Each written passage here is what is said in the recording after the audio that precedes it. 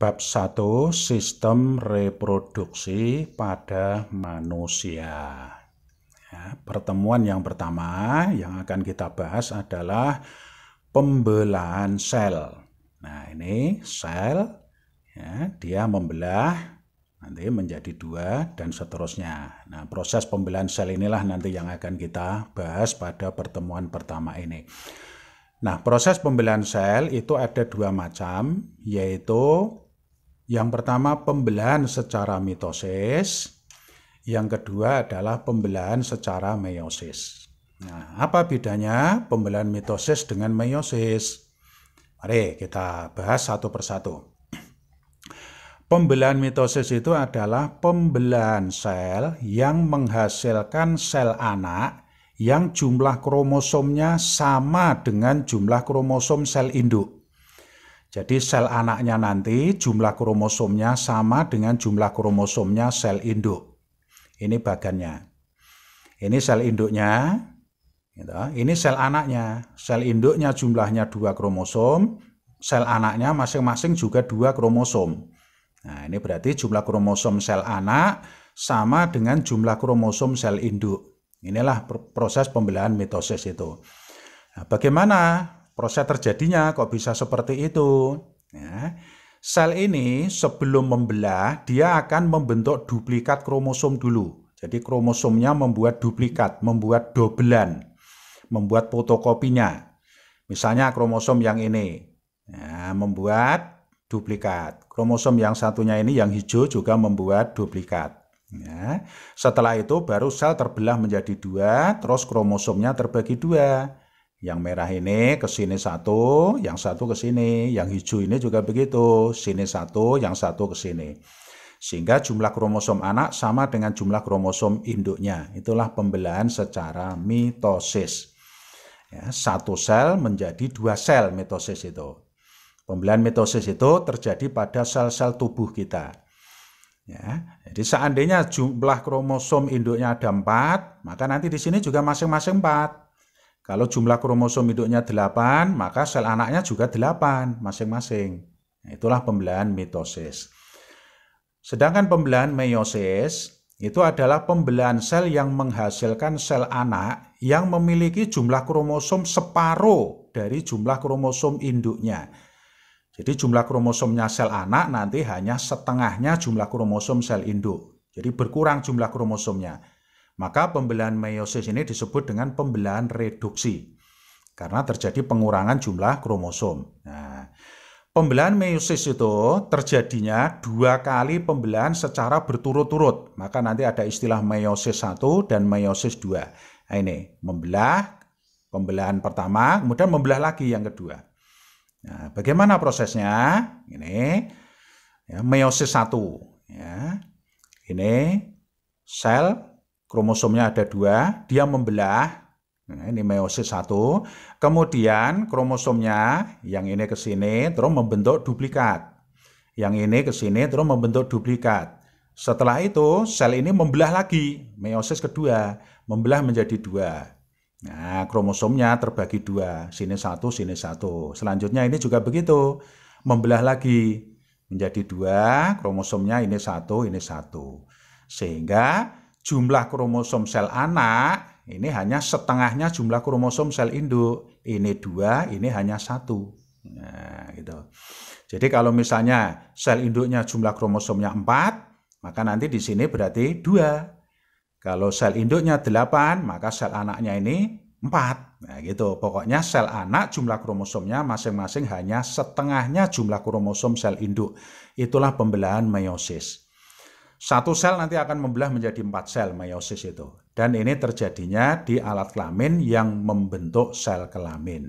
Itulah pembelahan meiosis. Nah, inilah perbedaan ya, antara pembelahan mitosis dengan meiosis.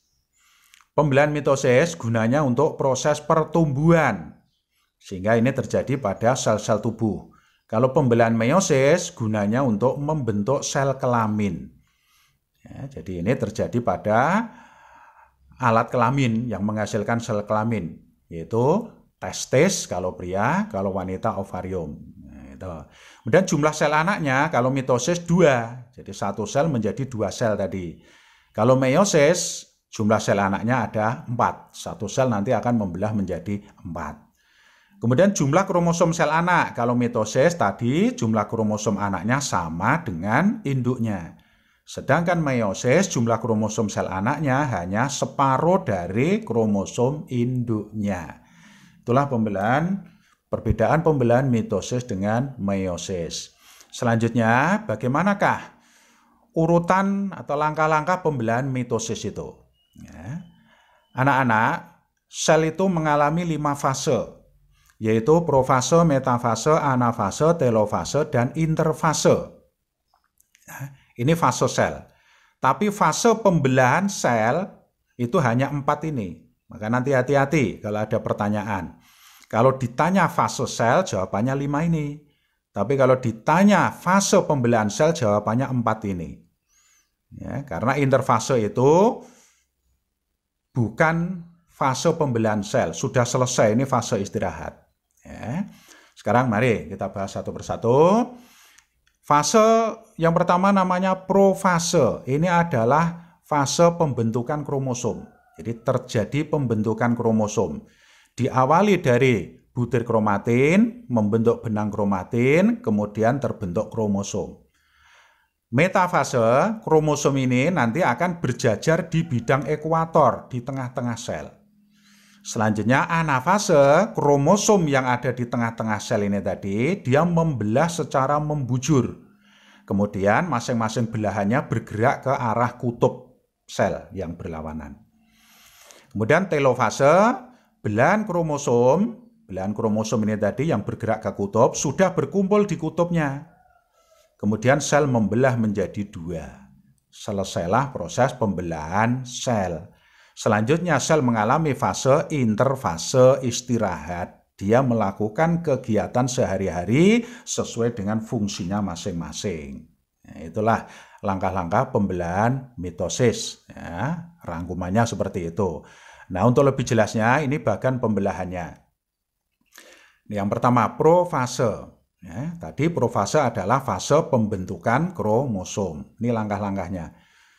Ini inti sel, ya, ini butir kromatin. Dia memanjang membentuk benang kromatin. Kemudian benang kromatin itu memendek dan membuat kembaran. Ya, memendek dan membuat kembaran. Kemudian menebal, jadilah kromosom. Jadi profase itu fase pembentukan kromosom. Metafase, ya, ini dinding intinya hilang. Nah, ini profase akhir masih ada dinding intinya, terus dinding intinya hilang. Karena dinding intinya hilang, maka kromosomnya akhirnya terpencar tetapi rapi, berjajar di bidang ekuator di tengah sel. Ya. Dinding inti hilang, kromosom berjajar di bidang ekuator di tengah-tengah sel. Nah, ini. Kemudian masing-masing kromosom ini dihubungkan oleh benang-benang ke kutub sel. Nah, ini. Ini kutub yang atas, ini kutub yang bawah. Jadi masing-masing dihubungkan oleh benang-benang menuju ke kutub. Ya, itu metafase. Kemudian yang berikutnya anafase. Anafase ini, kromosom membelah secara membujur. Kemudian masing-masing belahannya bergerak ke kutub sel. Nah, ini kromosomnya yang di tengah tadi membelah tapi secara membujur, arahnya membujur begini. Bukan begini, tapi begini. Kemudian belahannya bergerak menuju ke kutubnya. Nah, ini bergerak ke kutub atas, yang bawah bergerak ke kutub bawah. Ini anafase. Kemudian telofase. Ya, belahan kromosom sudah berkumpul di kutub sel. Nah, ini tadi berjalan ke kutub, ini sudah kumpul. Itu sudah telofase namanya.